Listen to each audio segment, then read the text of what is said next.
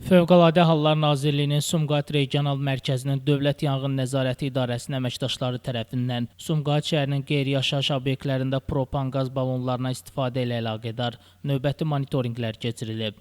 Keçirilən monitorinq zamanı bəzi qeyri-yaşayış obyektlərində yanğın təhlükəsizliyi qaydalarının tələblərinə zidd olaraq insan həyatı və sağlamlığı üçün birbaşa təhlükə mənbəyi olan propan qaz balonlarına istifadə halları aşkar edilib. Həyata keçirilən tədbirlər sayəsində təhlükə mənbəyi olan propan qaz balonları obyektlərin nümayəndələri tərəfindən kənarlaşdırılıb. Sumqayıt Regional Dövlət Yanğın Nəzarəti İdarəsinin əməkdaşları tərəfindən Sumqayıt şəhəri arasında monitorinq zamanı bir sıra ictimai yaşayış obyektlərində propan qaz balonundan istifadə olunması aşkar edilərək kənarlaşdırılmışdır.